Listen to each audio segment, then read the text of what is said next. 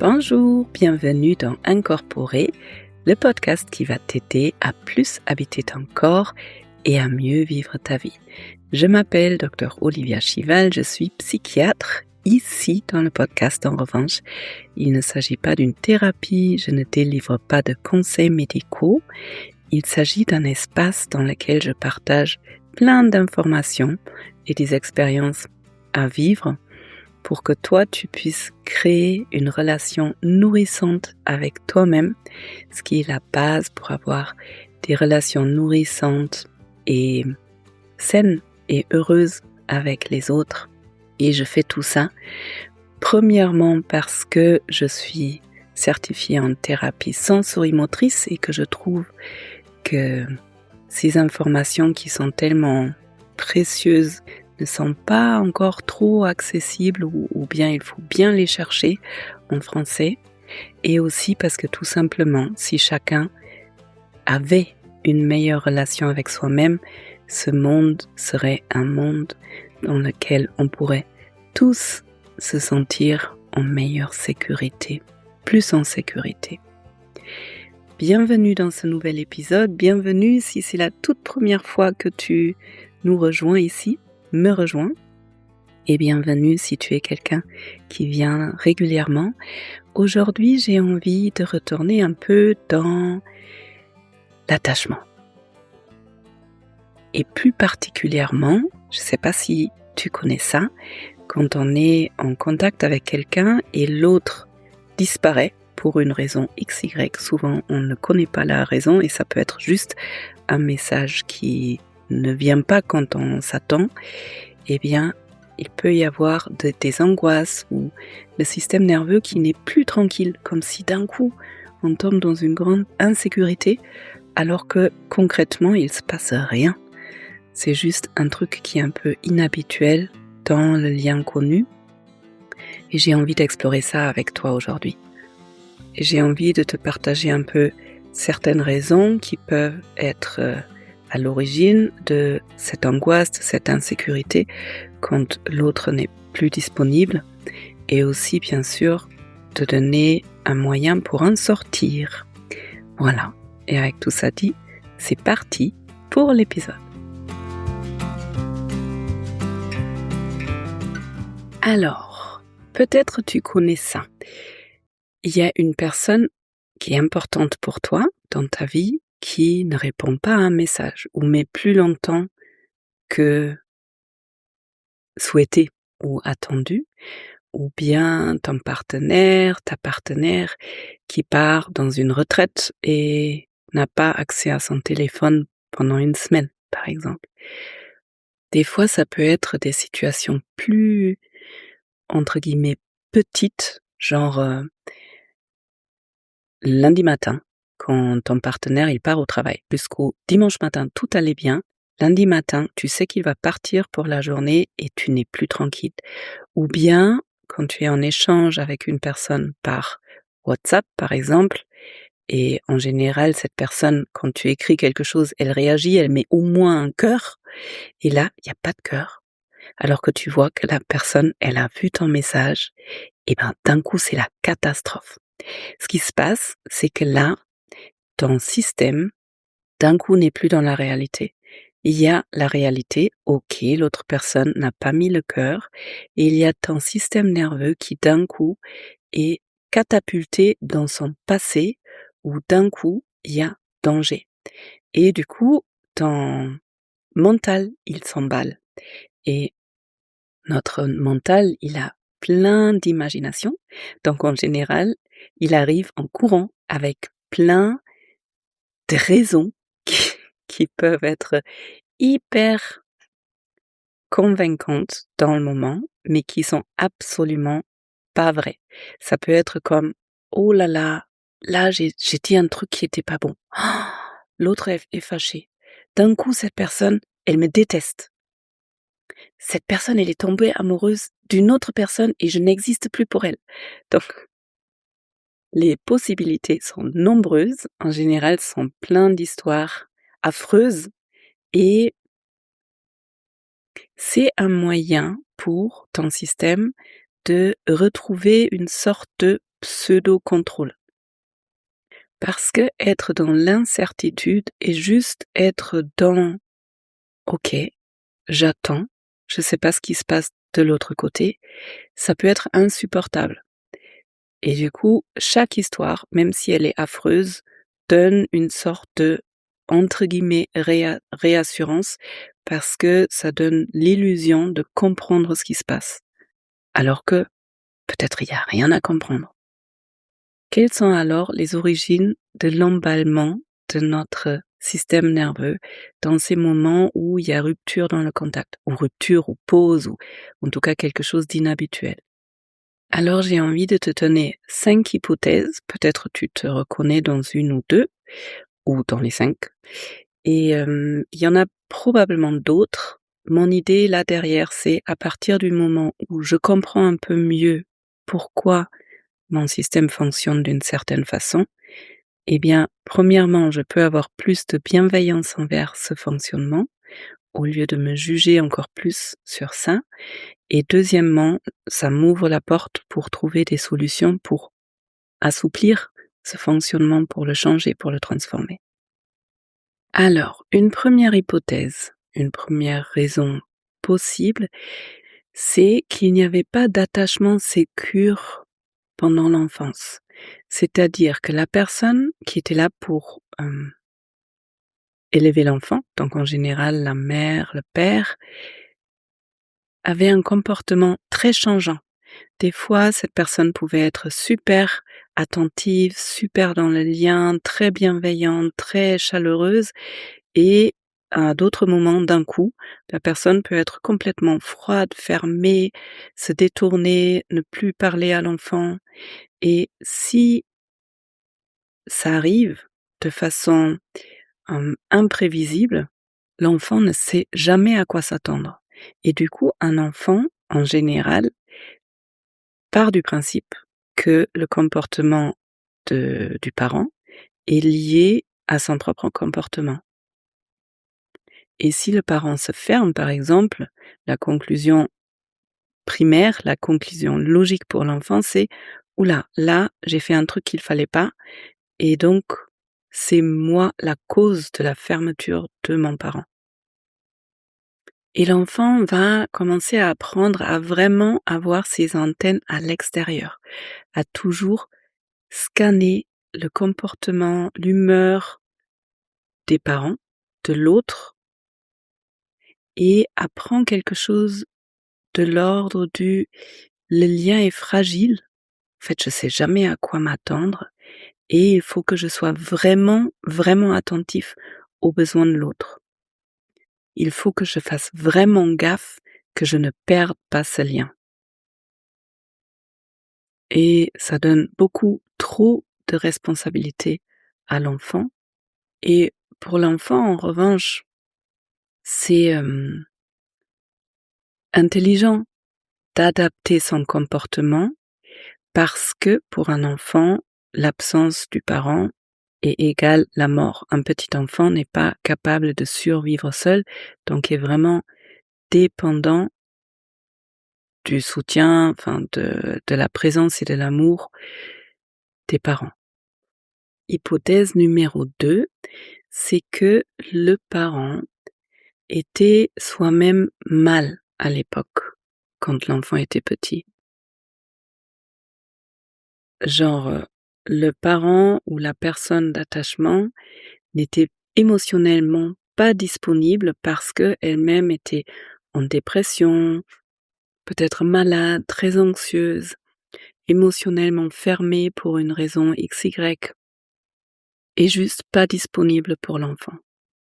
Dans ce cas-là, l'enfant peut apprendre que ses propres besoins sont trop importants, sont pas gérables pour l'autre, et donc l'enfant va se rendre tout petit et surtout pas surcharger son parent avec ses propres besoins.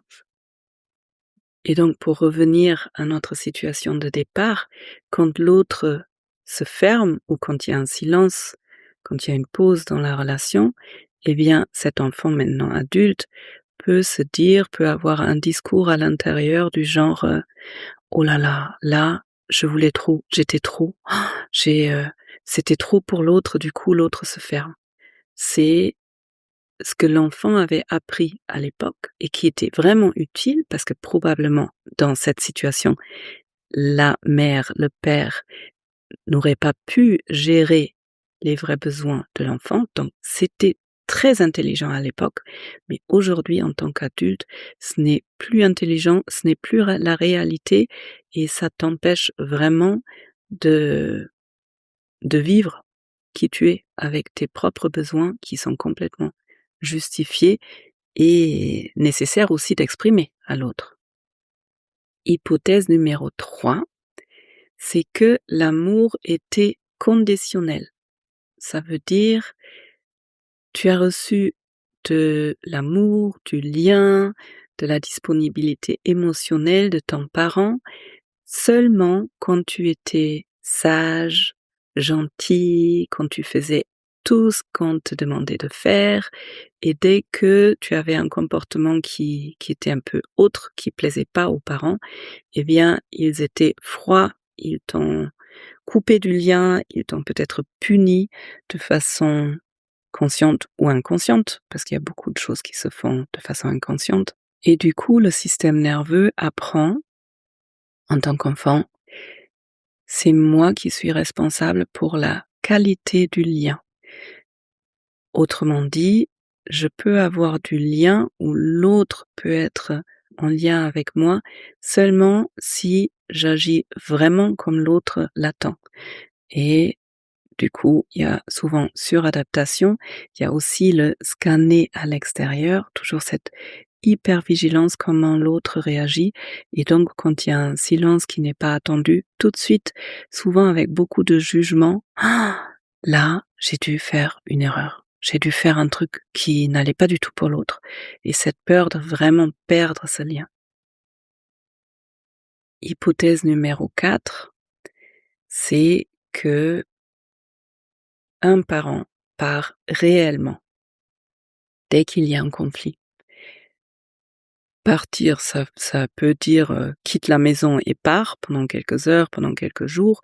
Ça peut être se ferme complètement. Il y a des histoires que j'entends où le parent il y a un conflit et le parent, il ne parle plus à l'enfant pendant 3 jours.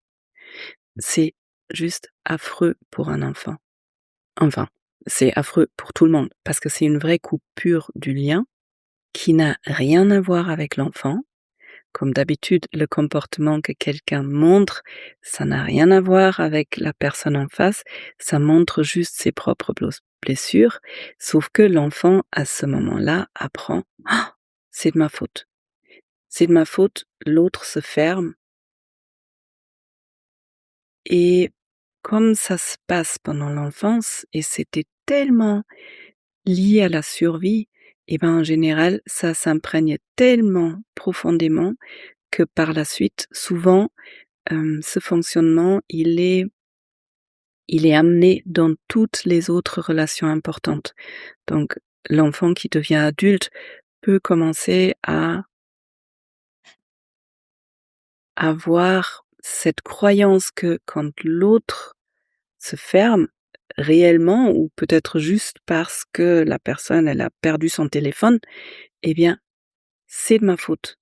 C'est moi qui ai fait une grosse erreur et le lien, il est coupé et je peux rien faire pour récupérer le lien. Et ensuite, hypothèse numéro 5, c'est que l'enfant n'avait pas de personne qui lui a appris la co-régulation.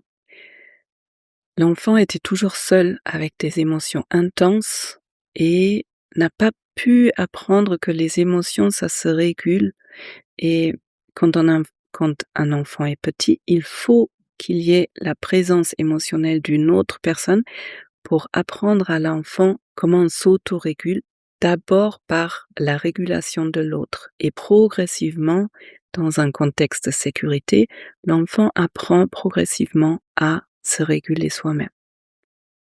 Et quand il n'y avait pas de co-régulation pendant la petite enfance, eh bien, les émotions étaient beaucoup trop intenses pour cet enfant à tenir et donc il peut y avoir un mécanisme de survie par il faut que j'agisse, il faut que je fasse quelque chose pour stopper cette émotion qui est vraiment trop importante. Et ça peut donner dans ces situations à l'âge adulte où il y a un silence, ce comme un besoin, comme une urgence d'agir. L'autre ne répond pas et j'ai absolument besoin de le secouer. Donc je vais envoyer plein de messages derrière, je vais essayer d'appeler, je vais essayer de me justifier ou l'autre extrême, je vais complètement me fermer, je vais complètement me couper, je ne vais plus être disponible pour l'autre par protection. Et ce comportement, ce qui est toujours important à comprendre, c'était vraiment intelligent et utile à un moment donné, il y a longtemps souvent. Et la première étape pour mettre en place un changement, c'est sortir du jugement, sortir de l'autoflagellation, de ce mécanisme de survie qui est toujours intact et de commencer à reconnaître que waouh, à un moment donné, c'était vraiment intelligent.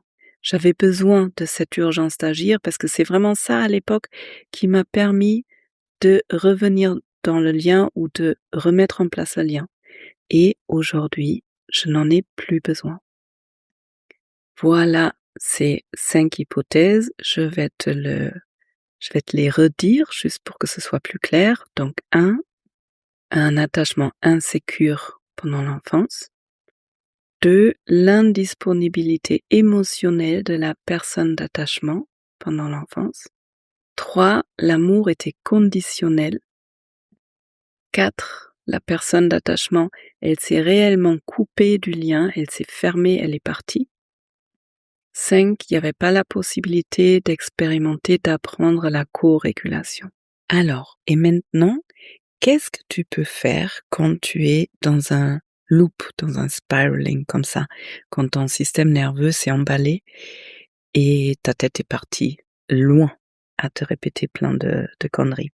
Je vais te partager une mini pratique que tu peux essayer qui peut aider comme un peu comme un outil d'urgence juste de te ramener dans la réalité. Premièrement, truc super important, ne pas essayer d'analyser la situation, mais d'aller dans la régulation. Donc tu commences par t'orienter à l'extérieur.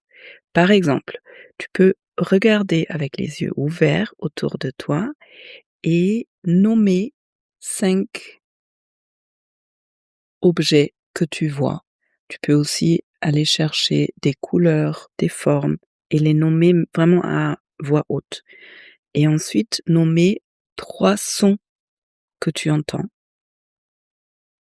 Et en faisant ça, tu peux en plus tourner la tête lentement vers la gauche et vers la droite et carrément jusqu'à derrière en tournant le torse. Ça te sort de tout ce blablabla de l'intérieur. Ensuite, revenir dans le corps. Donc, par exemple, tu peux te mettre debout, plier un petit peu les genoux et appuyer vraiment avec les pieds dans le sol.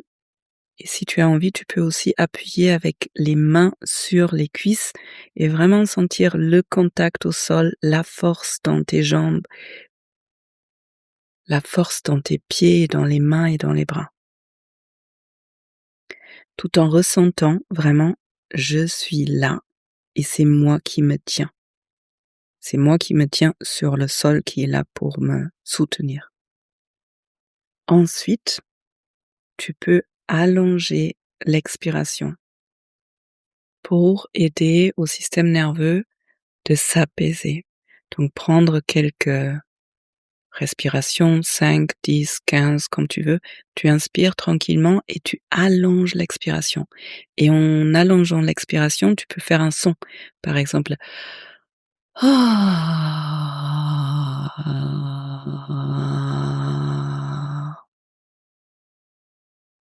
Et ensuite, tu peux, si tu as envie, te dire une phrase. Par exemple, je ressens de la peur et le lien est là quand même. Ou Ce que je ressens, c'est de l'activation. Ce n'est pas la réalité.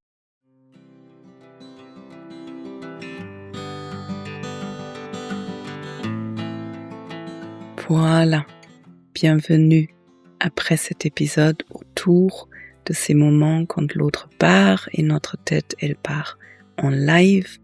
Si cet épisode t'a aidé, eh bien, je serais vraiment reconnaissante si tu pouvais la partager à quelqu'un qui pourrait en avoir besoin. Tu peux toujours me laisser des commentaires en dessous de cet épisode ou sur Instagram. Et si tu as envie d'apprendre plus sur moi, sur mon travail et sur ce que je rencontre dans mon quotidien, il y a la lettre d'Olivia. Le lien, il est en dessous de cette vidéo. Tu es là où le bienvenu. C'est ma newsletter dans laquelle je partage autre chose un peu différemment que ici dans le podcast. Et maintenant, je te souhaite d'aller bien, de trouver les ressources dont tu as besoin à l'intérieur et à l'extérieur de toi. Merci d'être là, merci d'être la belle personne que tu es. À bientôt.